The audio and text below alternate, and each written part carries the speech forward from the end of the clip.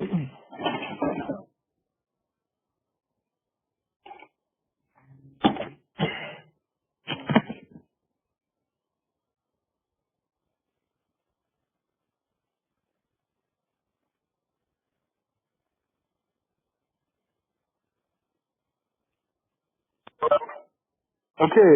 morning. Hope you guys are doing well and staying safe. So, we're going to do example 10.2 in chapter 10 this morning. Okay, so we'll do this one, which will be due next Monday with the other exercise we did on this Monday, the intro to simulation models.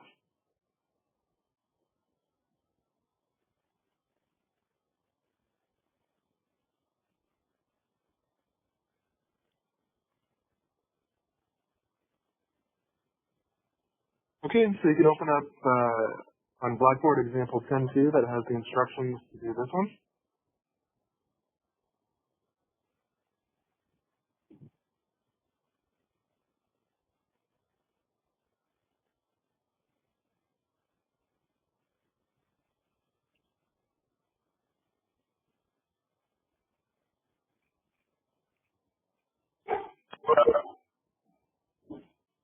Okay, so the first spreadsheet we'll need is the ordering calendars Excel only one.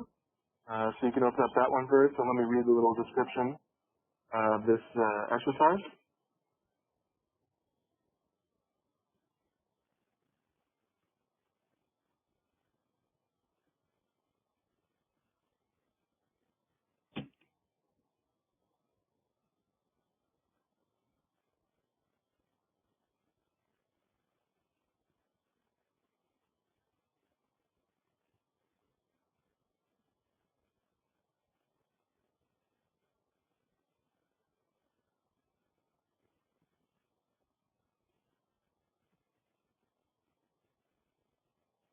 Okay, so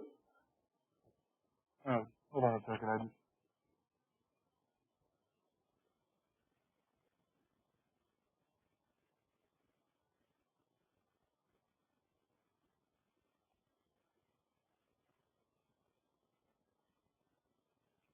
All right, well, I closed my Google Chrome, but that's okay.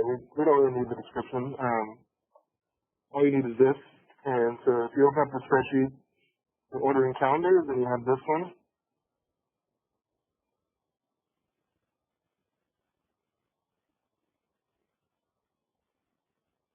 Okay, so what we're doing here is we have calendars we're selling at this bookstore. So this is ordering calendars Excel only one from that Blackboard page for example 10.2. And so here's the unit cost. It costs $7.50 per calendar. We sell them at $10, and if we don't sell them, if there's any left over, we can get a refund of $2 per calendar.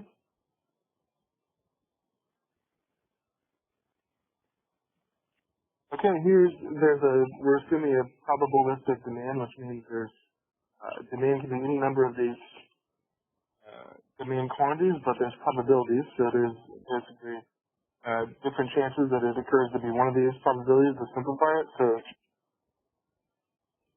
there's a 30% chance that demand is 100. There's a 20% chance that demand is 150, and so on. And so demand for this example has to be one of these quantities: 100, 150, 200, 250, or 300. And you can see the associated probabilities right next. So let's model this where demands have these probabilities, and there's more likely it's going to be one of the ones with higher probabilities, but we have to consider all the cases. All right, and we'll try to decide our order quantity based on this probability distribution of demand, and this is we're going to try to maximize our profit doing a bunch of simulations, and so we'll kind of build on what we did on Monday.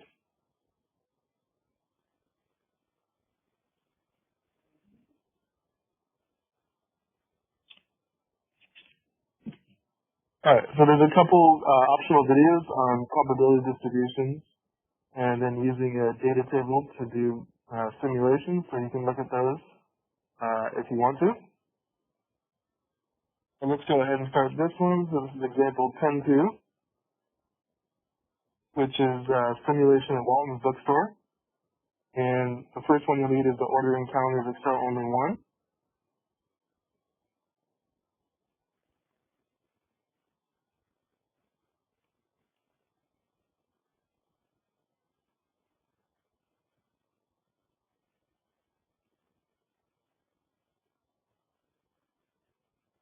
Okay, so let's start doing the spreadsheet, and I'll go from the examples or the steps in the Word document.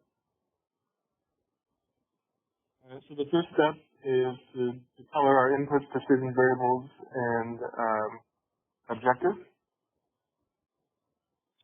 Okay, and so let's our inputs are the cost data.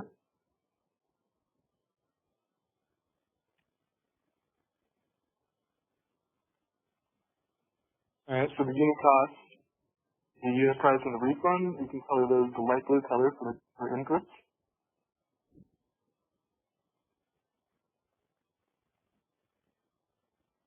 All right, all of the demand distribution, so this little chart, those are inputs as well. You can color those light blue if you want.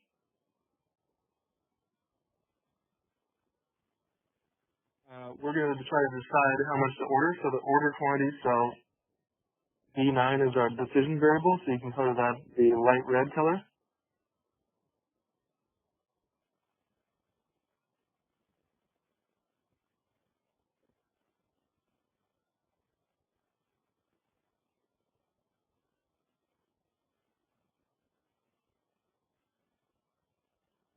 Okay, and our profit is our objective, so we're trying to maximize that. You can color cell G19 or highlight yellow for the objective.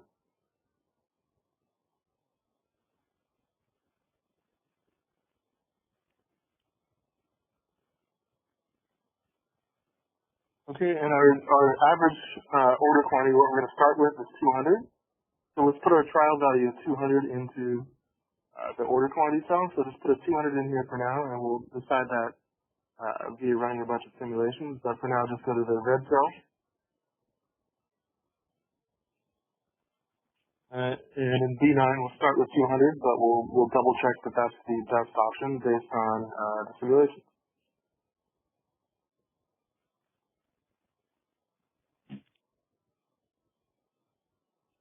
Alright, step 2 is to calculate the cumulative probabilities, and this is done because we need to group the demands into different distributions, and then that way the random numbers will give us one of the demands associated with that random number, but the ones that are more likely to occur will have a higher likelihood of occurring.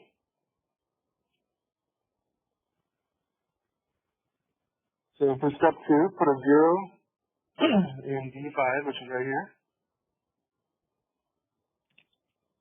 and then put in the next cell D6 with this simple formula, which is equal to S5 plus D5.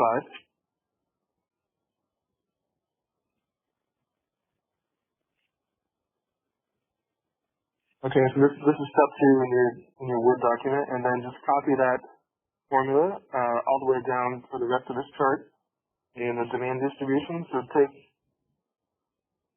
D6 and drag it down.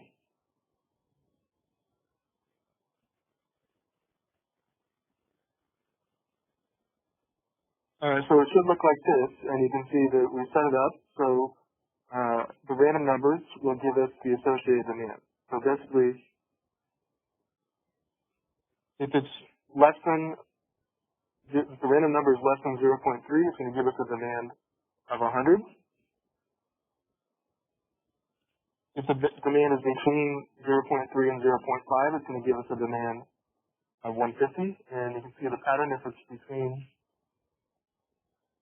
0.5 and 0.8, it gives us a demand of 200. If it's between 0.8 and 0.9, it gives us a demand of 250. If it's above 0.95, there's a 5% chance that the demand is 300. Okay, so we've set it up so the random number will determine the demand, but it's based on the numbers that occur more likely, will give us a higher probability of demand. So you should have these numbers right next to your chart.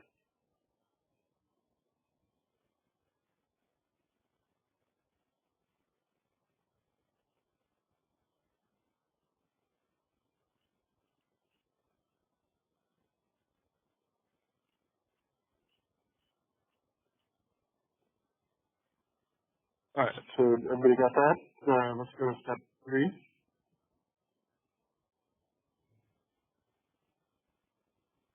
So step 3 in example 10.2 is let's generate the random demand.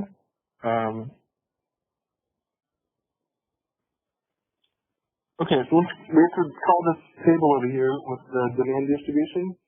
Let's make a few range names before we start doing the numbers. So let's make a range name for the cost data. So you can select A4 to B6 and make a range name for those 3 cost data pieces.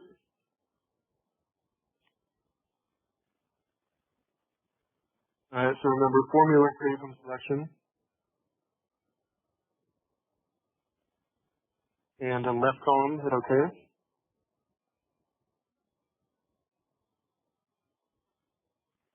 You can also make a range name for your decision variable, which is selecting A9 to B9 and do the same steps.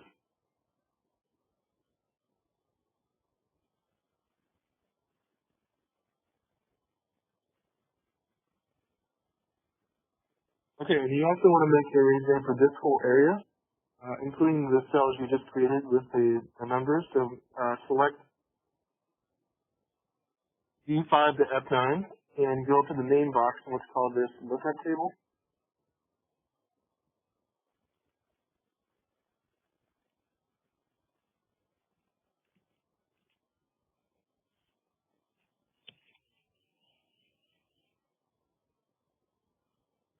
Okay, so this whole range, D5 to F9, should be called lookup table, because you manually named that. And then if I look at the name manager summary, you can see what we've done.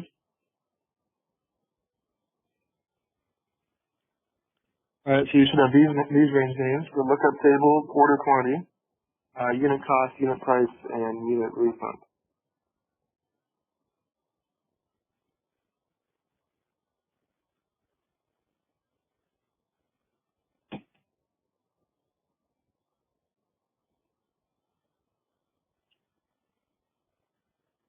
All right, now for step 3, let's generate the first random demand. So go to cell B19. Right there, and put in this formula. This is the formula you have in your step 2 right here.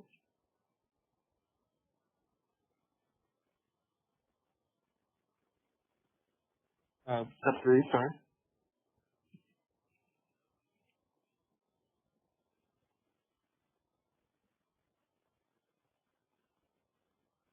Okay, so in B19 equals,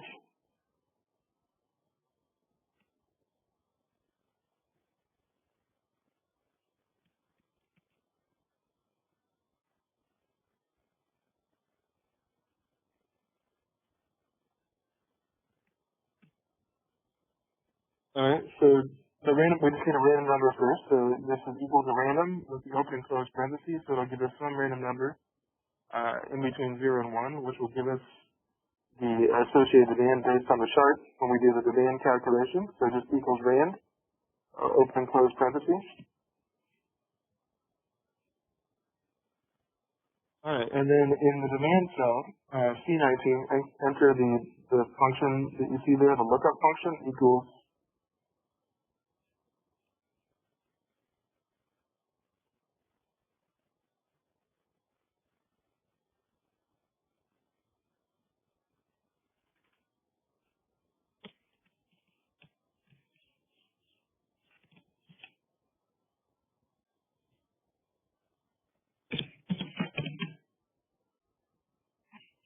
All right, so equals VLOOKUP, B19, comma lookup table, comma 2.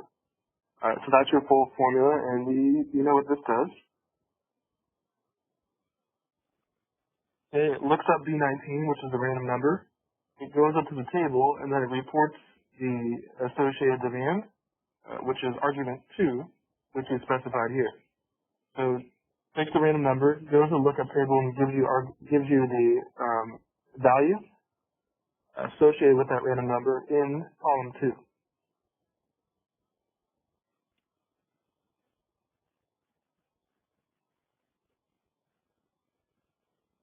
All right, I'm gonna decrease a few decimals on the random number so it matches the chart. So if you want to select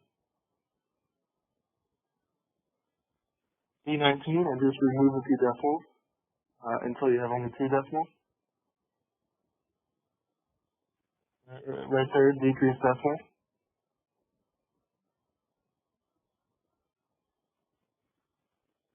All right, there you go. So you can see that 0.39 is in this range. Okay, it's in between 0.3 and 0.5, so it should give us demand 150, which it does. So based on the lookup table, it gives us, you go back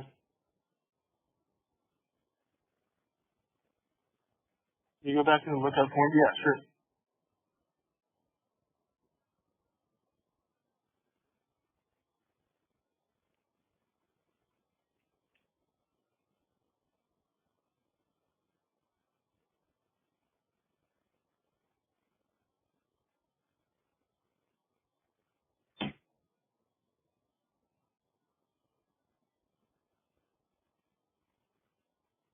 Okay, got that?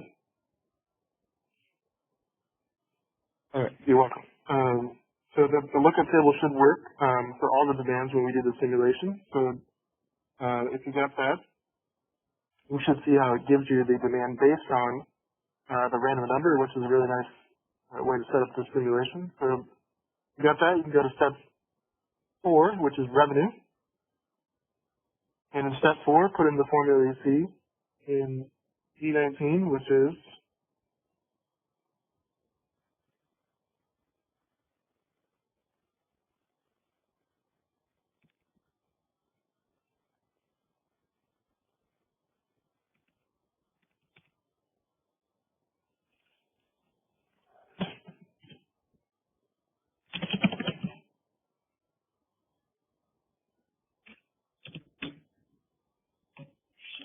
okay, so equals unit price times min C19 order quantity. So this formula is similar to the one we did on Monday. So you can see that the unit price is $10. So you get $10 for each calendar sold. But the number of calendars sold depends on the order quantity and demand.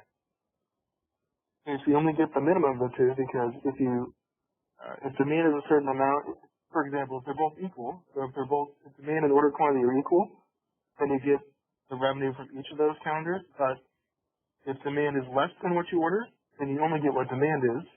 And if you don't order enough, then you only get what you order. So you get the minimum of those two parameters because that's what you sell. Either you sell what demand is or you sell what you order, but you can't sell more because either you ordered too many or you didn't order enough. So it's the minimum of those two demand versus order quantity.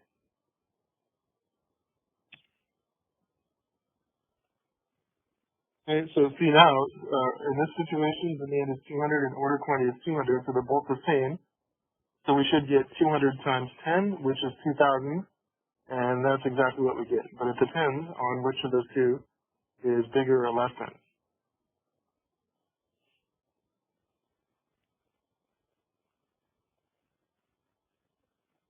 Step 5 is order cost, and for order cost, this is always the same, because if you order 200, you pay $7.50 per order.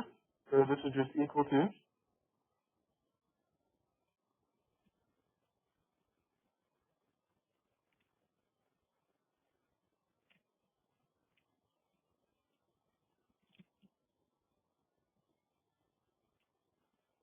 equals unit cost times order quantity.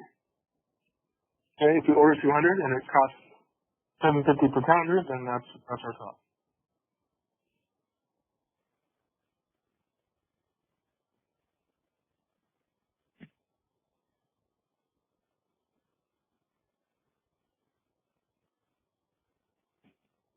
Okay, refund is based on if we order too many calendars, then we get a refund, which is nice.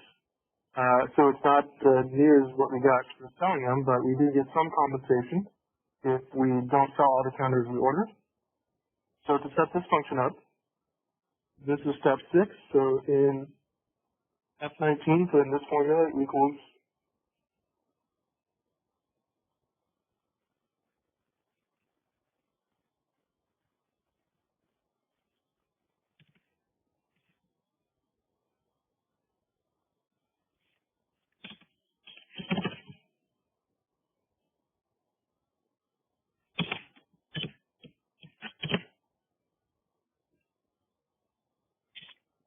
okay, so equals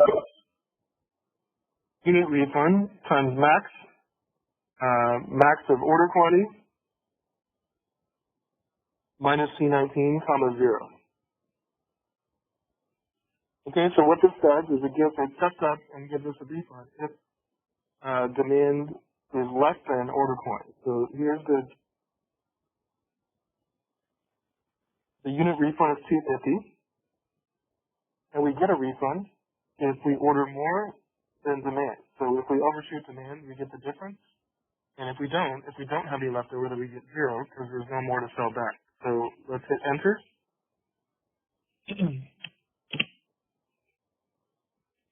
So in this first simulation, we ordered exactly the right amount, so we don't have any left over to get back to sell back, and there is no refund. But if we order too many, like there will occur in some of the other simulations, then we get a refund of $2.50 per extra calendar. So we'll see how that works when we have a situation in which demand falls short of what we ordered.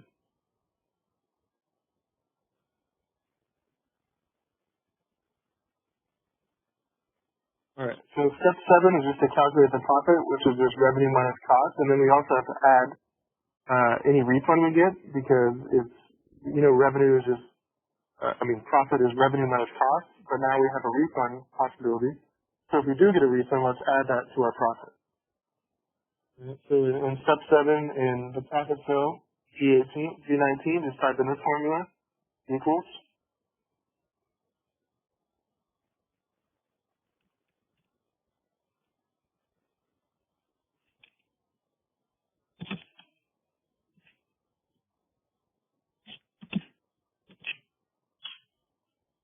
Right? Equals D19 plus F19 minus E19. This is simple. This is just our profit is revenue plus any refund, then minus the cost. So it's basically it's a regular profit, revenue minus cost, but we just incorporated the refund if we get any of that.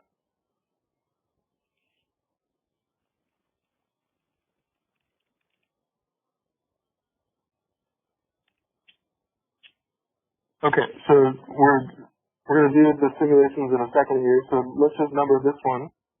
See where it says replication. So this is replication 1. So just put a 1 there.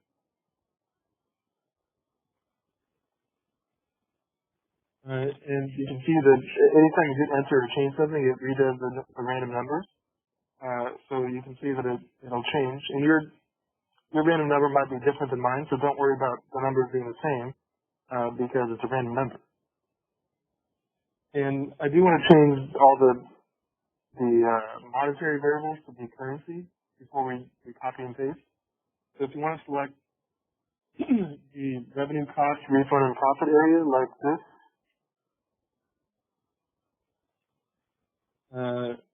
G19 to G19, and just change the format to currency.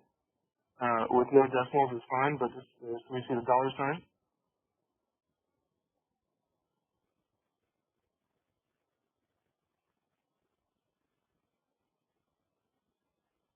Okay, so again, in the home tab, format cells, click on that option.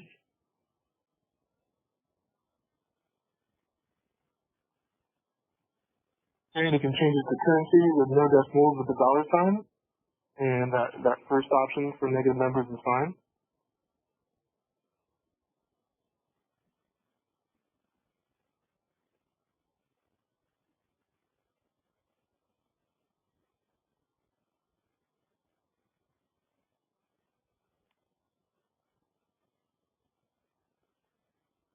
Alright, so this is what we got so far. So we're going to do a bunch of replications or simulations. Everybody good so far before we do the simulation? Anybody need anything, formulas again or repeated?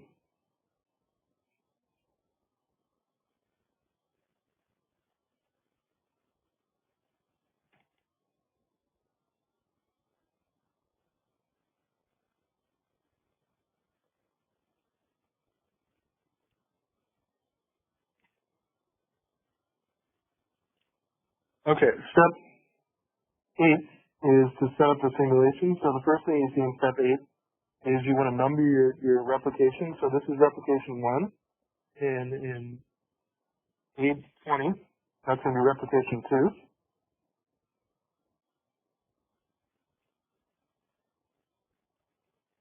Okay, you're going to number this manually, 1 through 1,000, starting right here. So if you select 819 and 820, where you have the 1 and the 2, and just drag it down and count up to 1,000. Right? Just count 1 through 1,000 like this. Just drag it down.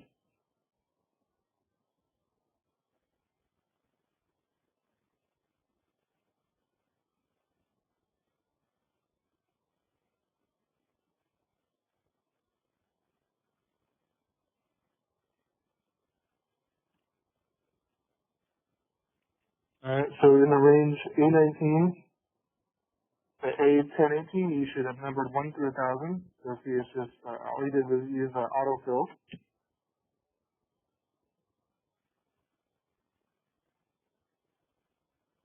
We're starting in A19, you press 1, and you just number through 1,000. Alright, so, does that work?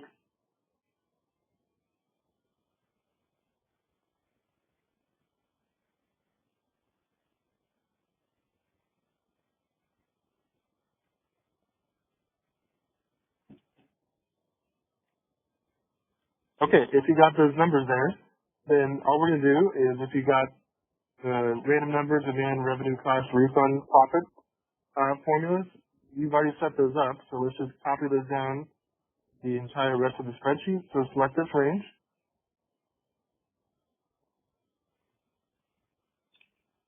If you select B19 to G19, and you know what's coming next, just double click the bottom right corner, and that should apply the same formulas all the way down the rest of the 1,000 simulation. Yeah, so just do this.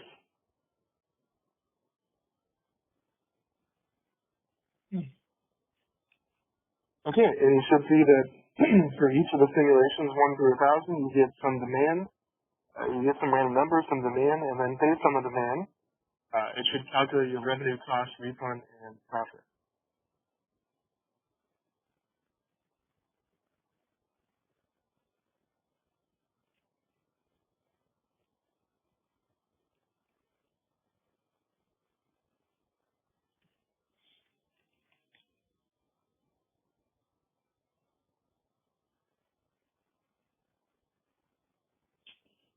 Okay, did that work?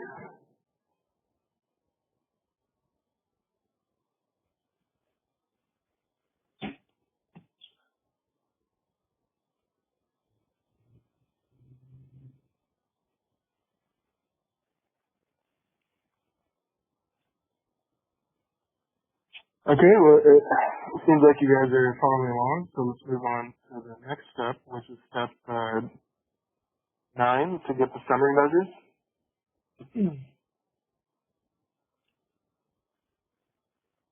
Alright, so let me know if you guys need anything to go over again, and like I've been doing, I'll put all of the WebEx videos on YouTube, so if you missed something, you can see it there, if that helps.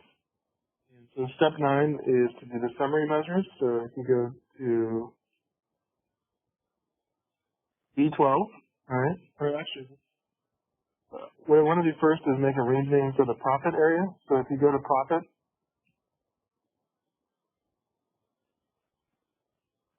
and select this whole area, just, if you start here, G18 and do shift control down, or select this whole column.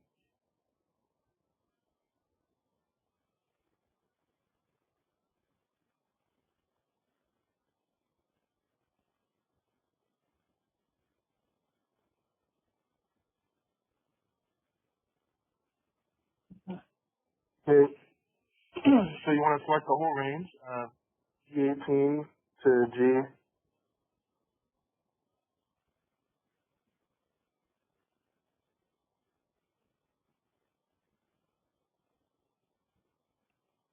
G18 to G1018. So this whole profit area column, if you select that, you can make a range name for all of it. All right. So select that range, then go to the formulas tab.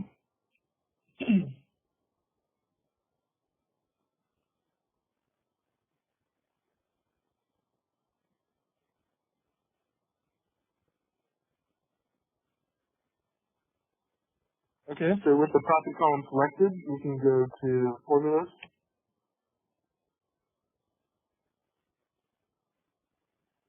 Create from selection, and then where it says top row, hit OK. So you name the whole range profit.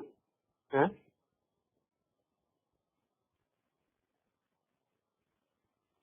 Okay. So this profit column is now called profit, and you can refer to it as a range name.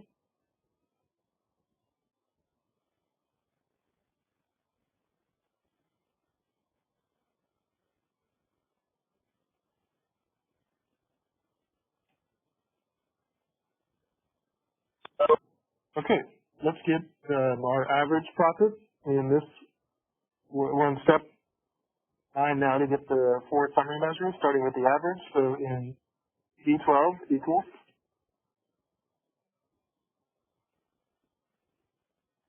All right, just the average, and then just throw in the range name for profit that we just made.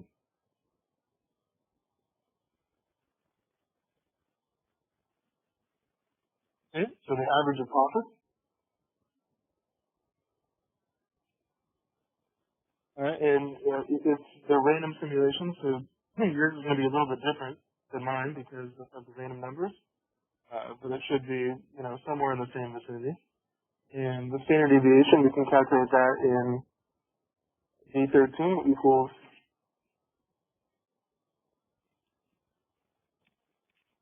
Okay, that function, the standard deviation, STDEV, the profit range.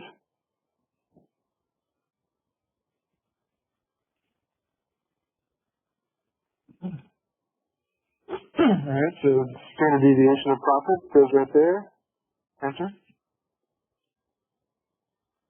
Okay, let's get the minimum profit in D14 equals min of profit.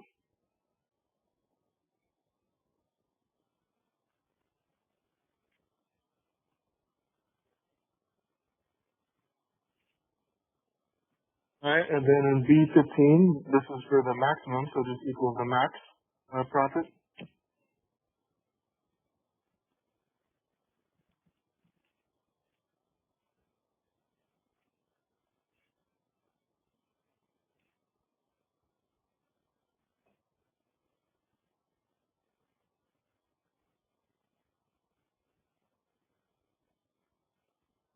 All right, so there's your summary measures, and your the average and standard deviation should be a little bit different because it's random simulations, but you should get the same exact minimum and max. All right, so the min should be negative 250, and the max should be 500.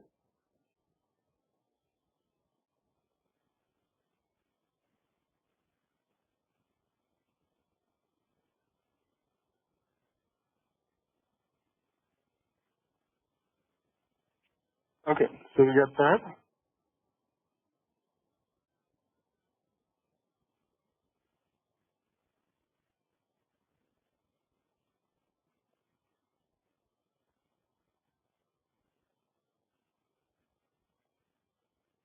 All right. Step 10 is to set up a distribution of profit table. So we're gonna develop a simple table because there's only a few options for profit, and we're gonna find out how many times or what's the frequency of each of those occurrences. So for step 10, let's set up a distribution of profit table. So we have to make this manually, but it's pretty simple.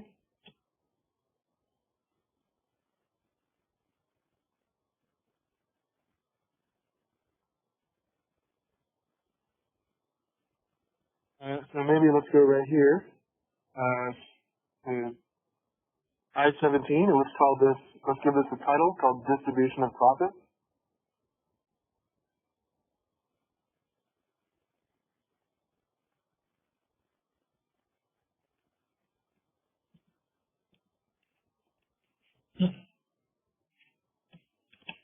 And you can make it bold for the title. Control B, bold.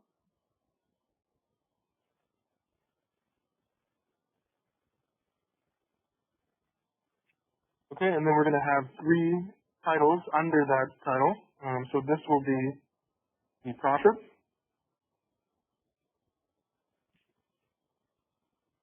In I-18 and then in J-18, let's call this frequency.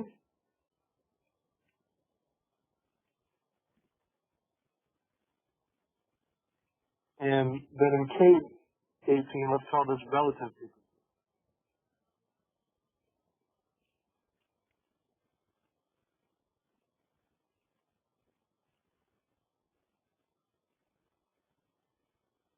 Alright, so we're going to determine how many times profit is a specific number. And so under, all you do is just put in these names. Alright, so we're making a table, profit versus frequency versus relative frequency. Okay, so if you look at the table, you should see that profit takes on only a few specific values. So the lowest value is negative 250, so put that first here in I-19, negative 250.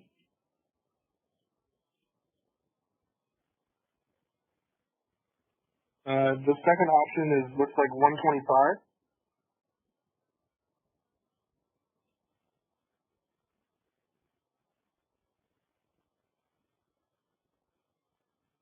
And I think the only other option is 500. So if you scroll down the profit table, you'll see that based on the random number, you're going to get a profit of either negative 250, 125, or 500, which is the best case.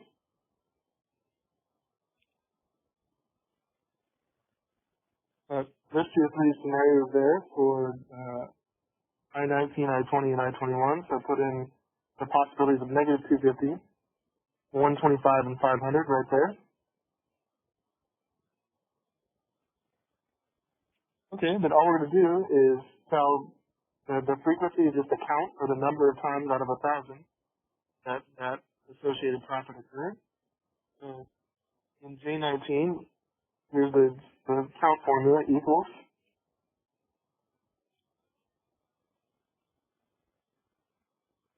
Okay, so count if, and the range is profit, the range name. So just type in the profit for the range name.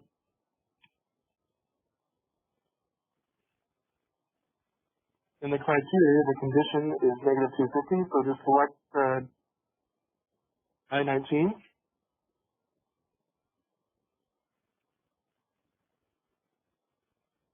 Okay, so it's just equals count if profit is I-19. So how many times in the profit range did we see it to be 250, negative 250? Okay, so it must have happened 309 times, and then you want to count how many times it was 125 and 500. So if you got that count formula, just drag it down to J20 and J21 like this.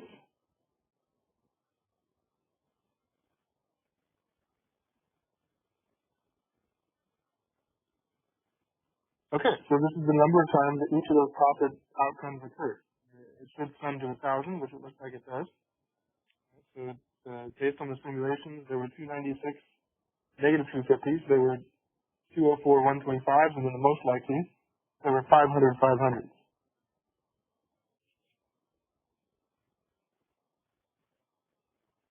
Okay, and the relative frequency is just the frequency based on zero, like how many times out of 100 did it occur. And so to get it into decimal terms, the relative frequency, just divide it, the frequency by the number of simulations, which is 1,000. So starting in K19, just type in equals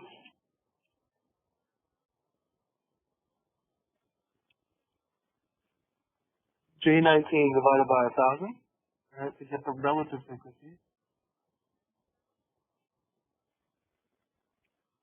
And then you want that same calculation for the other two, so just drag it down, drag K19 down to K20 and K21 like this.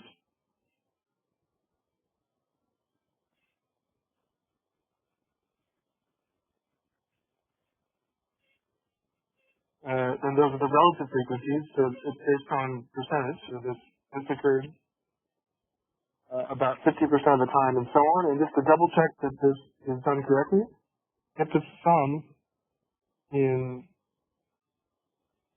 K22 and K22 to make sure it's the appropriate. It should be 1,001.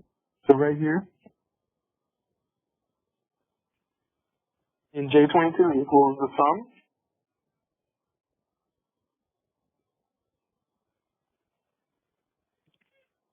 of J19 and J21, enter, and drag that over to K22 like this.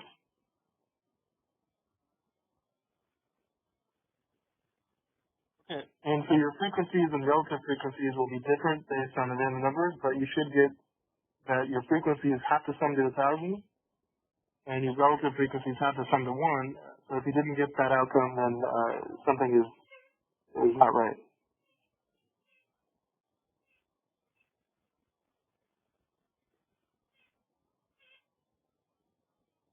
Okay. So did we get that distribution of profit table right there?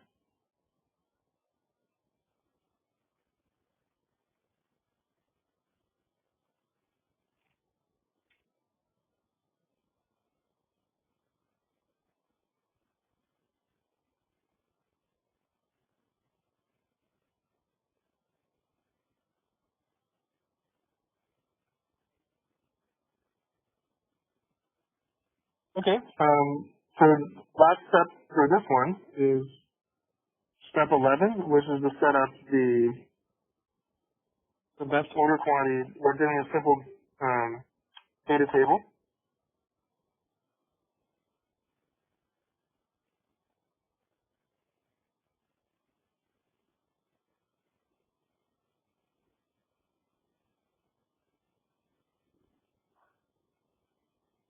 Okay, so tab over and let's in M17, let's give this a title for the data table. Let's call this average profit versus order quantity.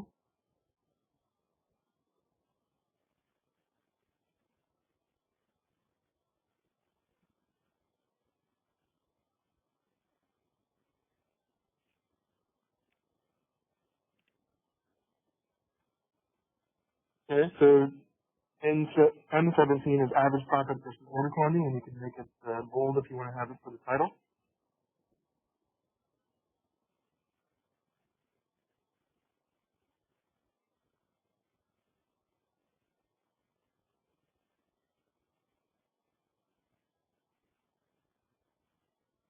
Okay, so in N19, let's link in the profit. So in N19, just type in equals B12.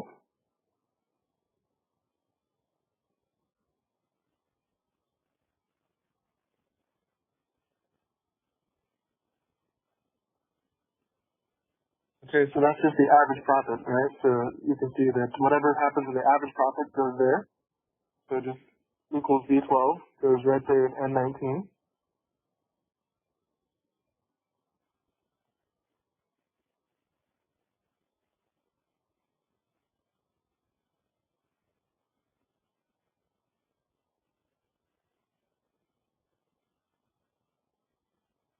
Okay, and then we're going to specify some possible order quantities and then see what the average profit is based on those order quantities.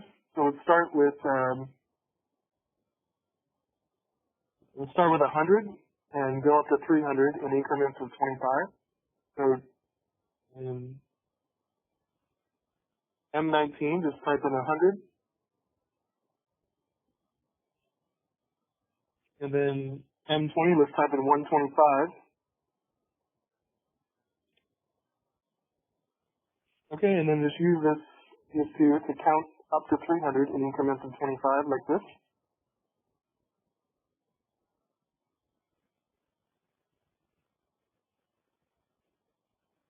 So there you go. So from M19 to M27, you just have 100, 125, 150, 175, and just count from 100 to just manually, 100 to 300 in increments of 25, because these will be our possible order quantities, and we'll see what the associated average profit is based on those options.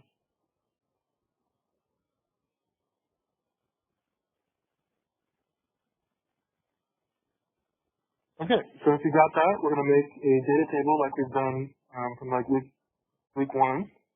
And so if you select this range,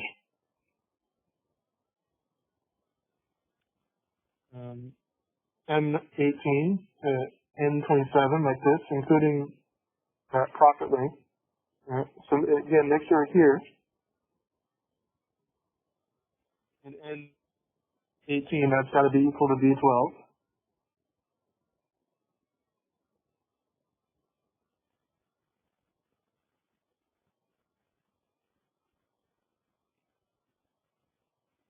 Okay, then select this range, M18 to N27, and let's make a data table. Alright, so remember, just go to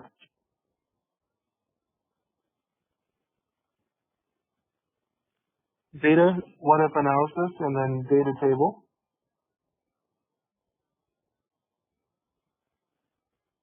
Okay, and the row input cell is blank, and the column input cell is the order quantity, and we have to specify that as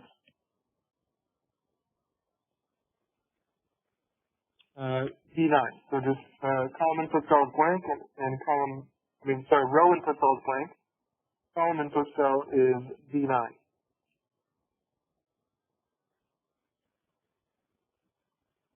And then hit OK.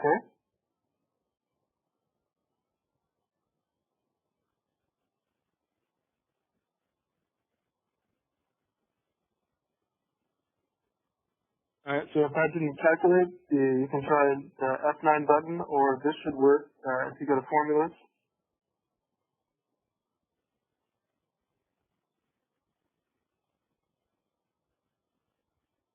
And hit the calculate now button.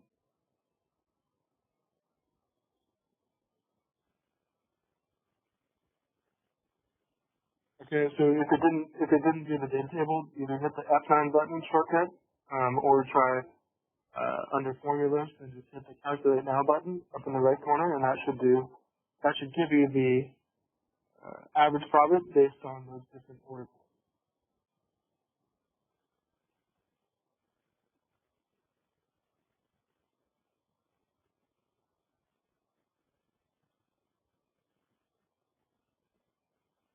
Alright, so that work, and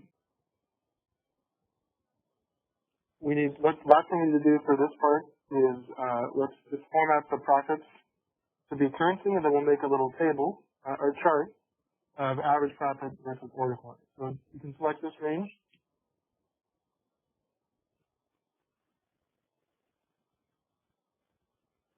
N19 to N27, and just go ahead and format that to currency like we've been doing.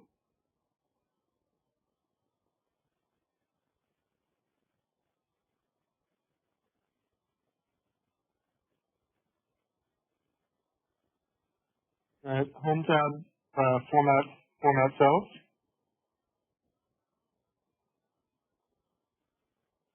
And you can change it to currency with no decimals with the dollar sign.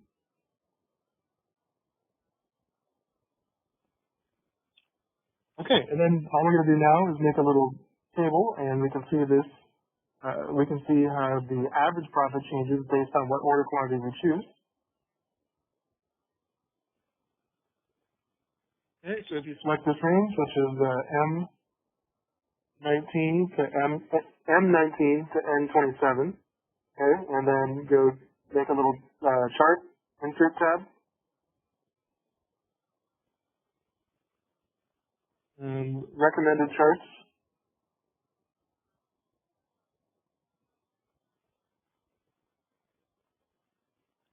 and then that's the one you want, the clustered column, so just hit OK.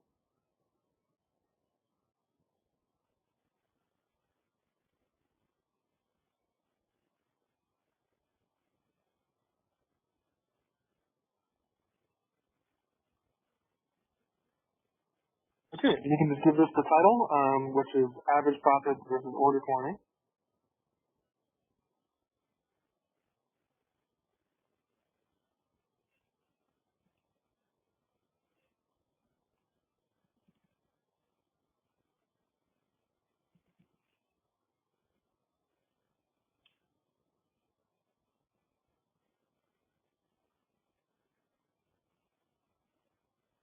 All right, if you want, you can change the styling. It's optional, but there you go. You see that based on the different order quantities, this is your expected average profit, and it'll change every time you redo the simulations or hit enter or do something. So if you just go to a cell and hit enter, or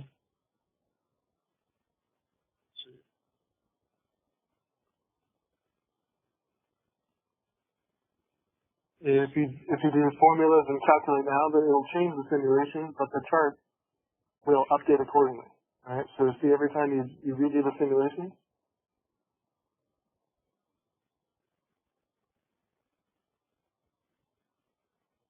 it should change. And so what you see is that your average order quantity of 200 is probably not the best option. It's most likely, it looks like, based on the simulations you do, it looks like around 150.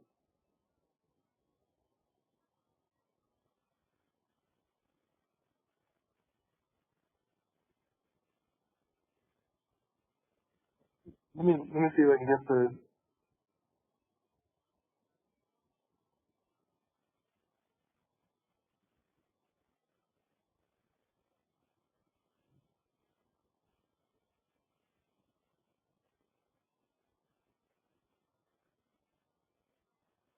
There we go. We can actually see we can see the profit there. So uh, we started with thinking that choosing an order quantity of 200 was the best, just the average expected demand, or we were just going to assume demand was about 200.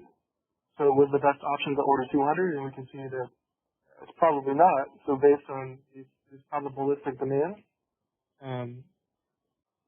we would instead order 150, right? Because that gives us the highest average profit by looking at this chart. You see all the other options. 200 would only give us, and yours will be a little bit different, but 200 only gave me an average profit of 185, but if I order 150, then my average profit is 255. So that's, not, choosing the average demand is not always the best case, and it helps to do a little simulation based on the probability distribution.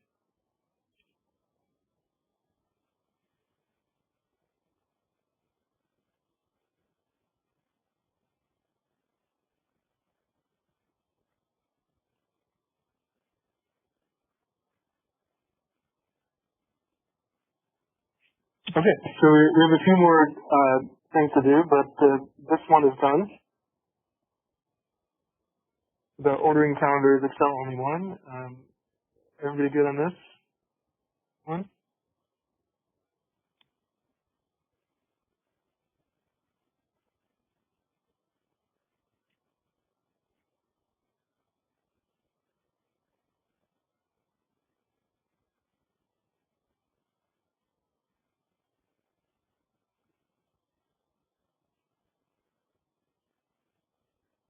All right, so we have a few more. We have step 12 and step 13, which is basically to do a couple more quick examples. So the next one you want is the ordering calendars Excel only 2.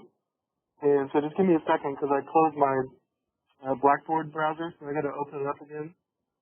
But you want to open up the ordering calendars Excel only 2, and we'll start by doing this step in just a minute as soon as I get this pulled up.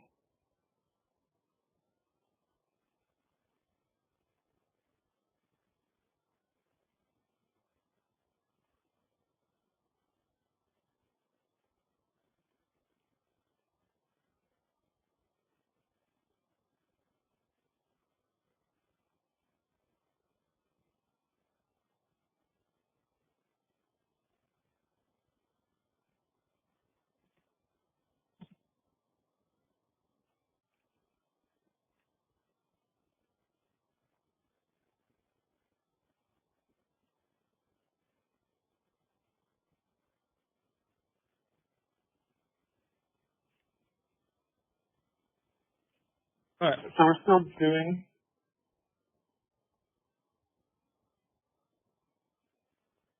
example 10.2, and we just finished the major one, which was ordering calendars Excel only 1, and now let's open up ordering calendars Excel only 2.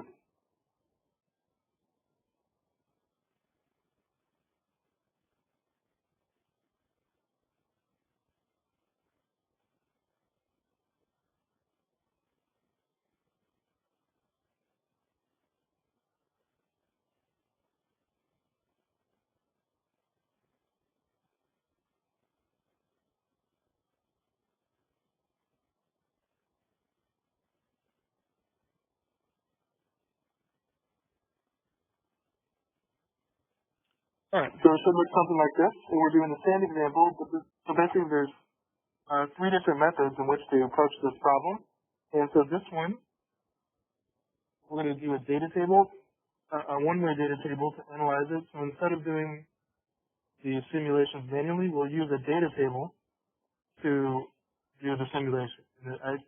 If you can't do the data table in like Excel Online or whatever version you're using, then that's okay. So just if you can do the data tables, then great. But if you don't have the data table option in Excel Online or whatever Google Sheets you're using, then that's okay. Just do what you can, and you won't be limited by your technology. All right, so we're doing step 12 on the back of example 10.2, so this part here.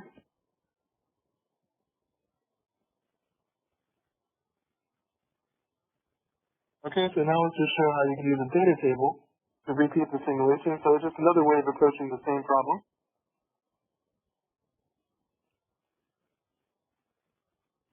Okay, so ordering calendar Excel in 2, you can just create the same range names for the cost data and the order quantity. Select the A4 to B6 and make range names for that.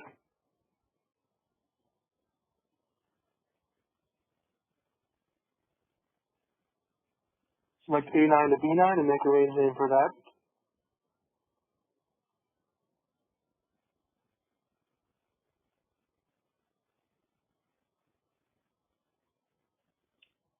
And you want to manually make a range name for this chart, so select D5 to F9 and let's call that lookup table manually up in the name box.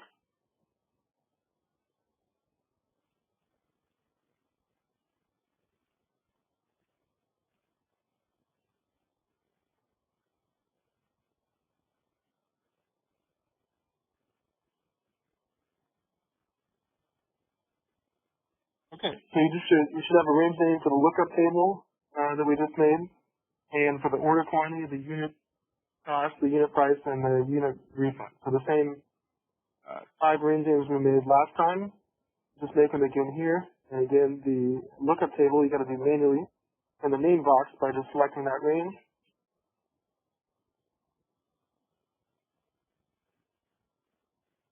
And then up there, call it lookup table right there.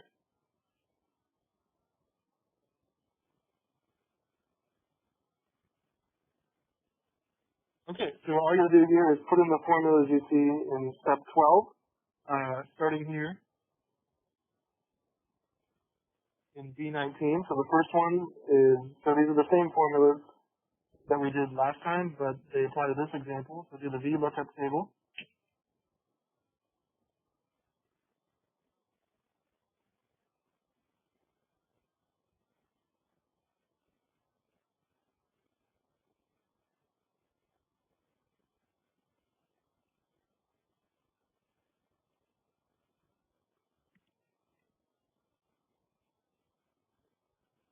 So equals VLOOKUP, random function, and then comma lookup table, comma 2. So you just put the random function into the lookup table function instead of doing it separately. Okay, so it gives you a random number. It goes to the lookup table, and then based on the random number, it gives you the demand associated with that. So same logic as last time, except we put the random number into the function. So here's your formula. So we get a demand of 100 based on whatever random number we gave it, and then just put the other formulas starting here. The next formula in step 12.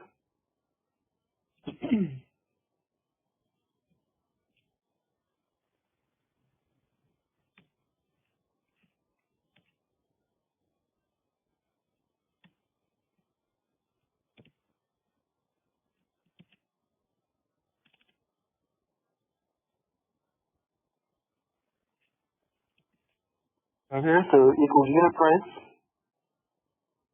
times min B19 comma order quantity. Okay, so we only get the revenue from what we can sell, and so whichever is lower, demand or order quantity, we only get the revenue from that. So enter. Cost is the same, order cost times order quantity.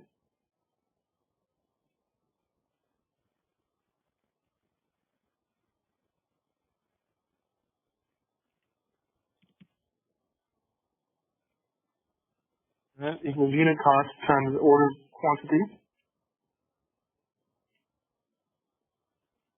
Refund, we have to put in the refund amount and then the max if we order too many calendars or not. So here in E19 equals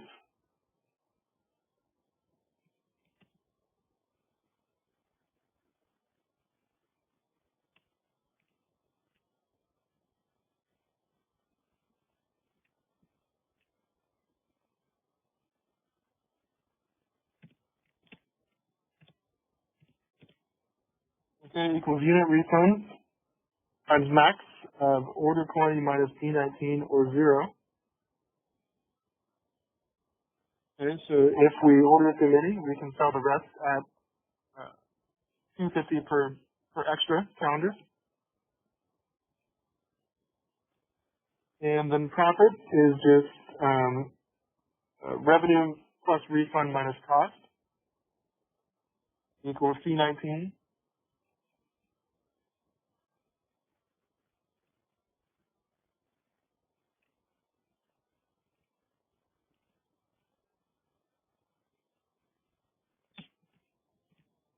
equals C19 plus E19 minus B19. So that's just revenue plus refund minus cost. That's our profit for this one.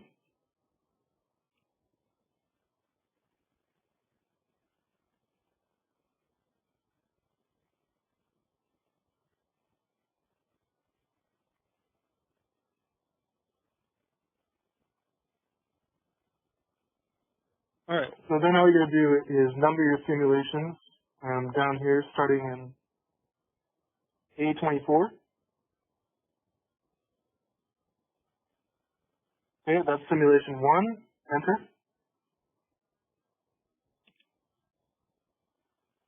And then type in simulation 2.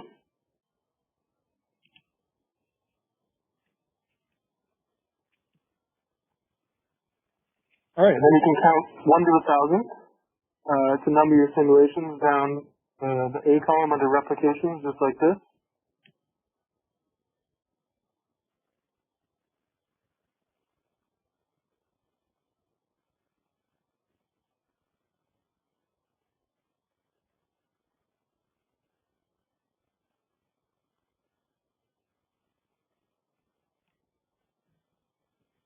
Okay, so in the range A24 to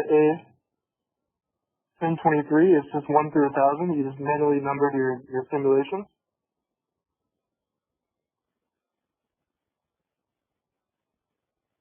Okay, and then let's link in the profit right here in B23. This is just equal to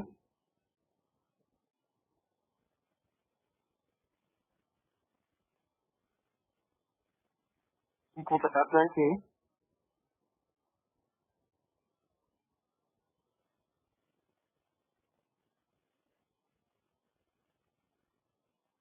Okay, and if you got that, you can get a data table by selecting this whole area. You can use the shift control down feature, but you want to select this whole range.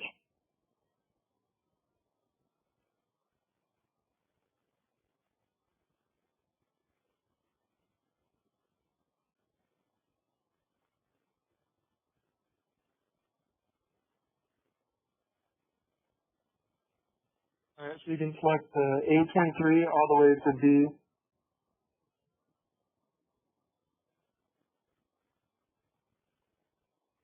B1023. So this whole area, then make a big data table.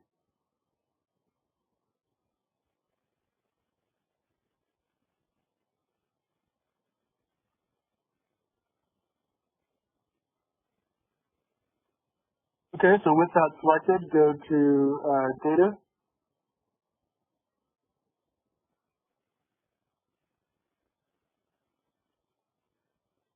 And what if analysis is in data table?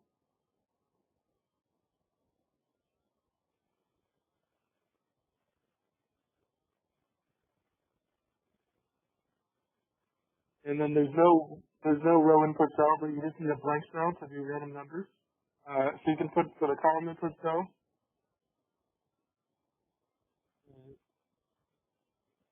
You can just put C23 and hit OK.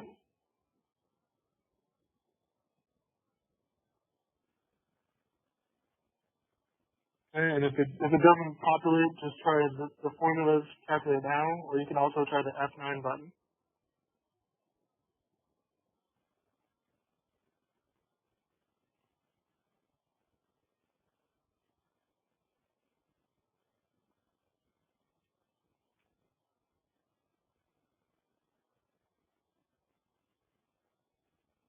Okay, and let's make a range name for the profit area. Starting in, we're almost done with this one. So you want to select B24 all the way down the column. So B24 to B1023, and let's call that profit up in the name box.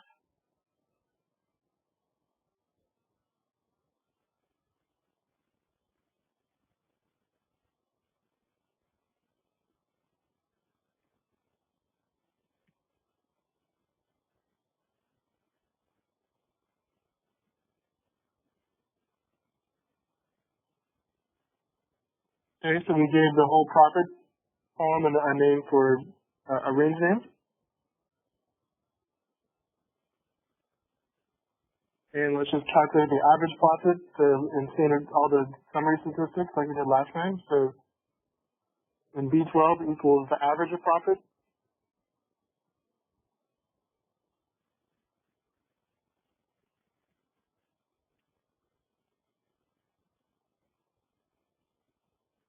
In B13 equals the standard deviation of profit, STDED of profit.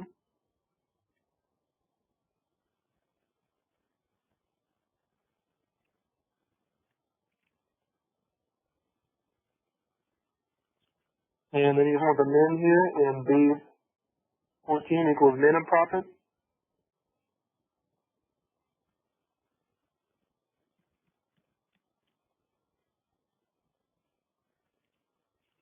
And then finally in B15 equals the max of profit.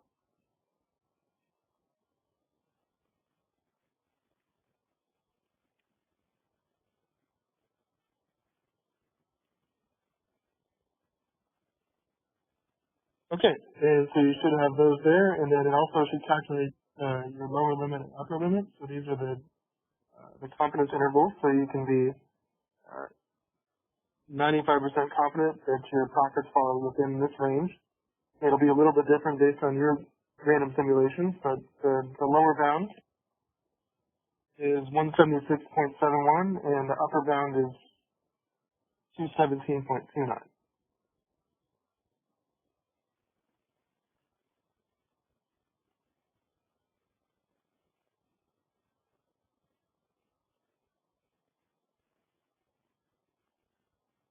Okay, so everybody good on this one? Oh, can you go back to the formula for profit? Yeah.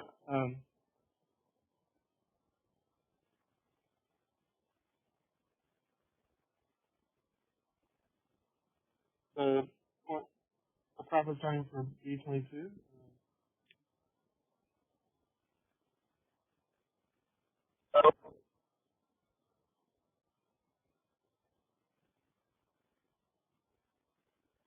So which one, Alessandra?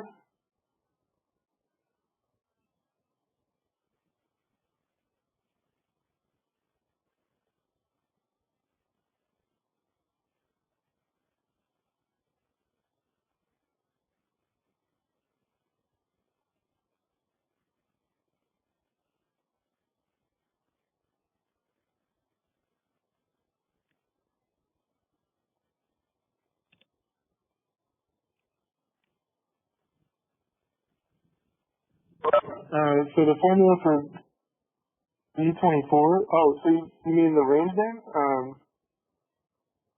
So yeah, so for the range name, you just want to select this whole area, B24 to,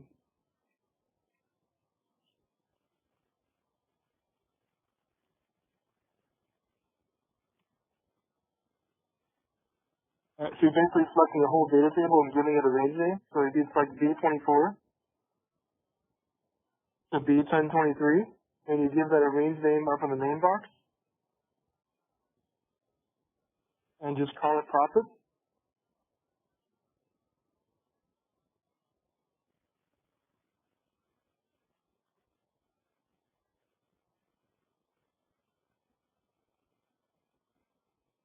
Okay. Is that what you're asking?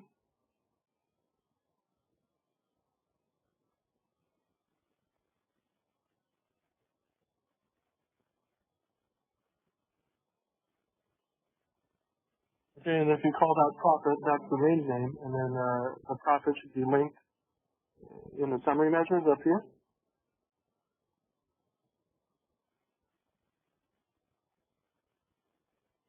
Okay, so that's the range name for profit, and then this profit is just linked in the other profit.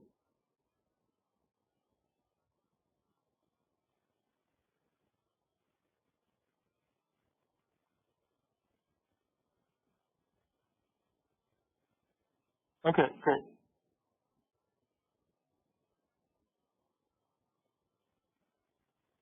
Okay, everybody good on any more questions on the ordering calendars too with the data table?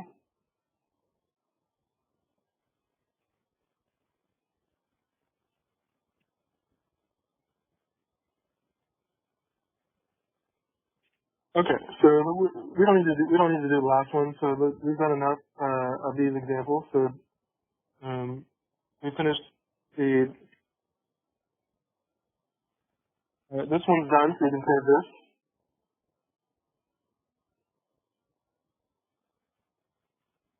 So we did ordering calendars Excel only one and ordering calendars Excel only two. So those should be able to be completed, and those are due. Those go into the example 10.2 discussion form.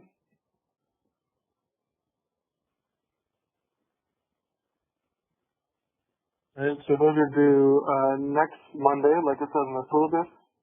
And don't worry about the third one because we didn't do that one. So you don't have to do this one.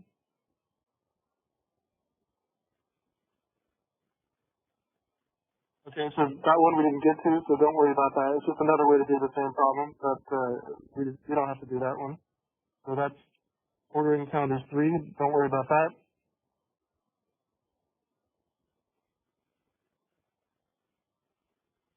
And there is a practice question if you want to look at that has a solved solution. So if you want to look at an example with my solutions, open up that one and look at that. We'll do some of those, another one of those or two for the midterm review on Monday. So, but if you want to look at those, you'll get an idea of an exam type problem for this example. Okay, so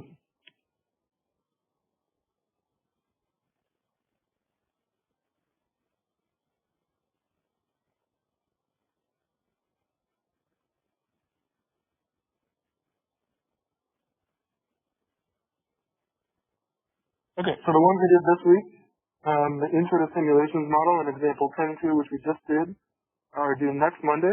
So put those in the appropriate discussion forums. Let me know if you have any questions, and I'll post all the videos to YouTube. If you missed something, I need to get some steps again. And then Monday, we are going to do the review for the final, which is take home, and then I'll give you the final exam. You'll have a week to do it, just like last time. And so we're winding down to the end of the semester. But make sure you come on Monday, because we're going to do some practice problems and prepare for the final. And that'll be scheduled for Monday. But I think that's all I have for today. So thank you guys for joining, and have a good weekend, and I will see you on Monday. And stay safe.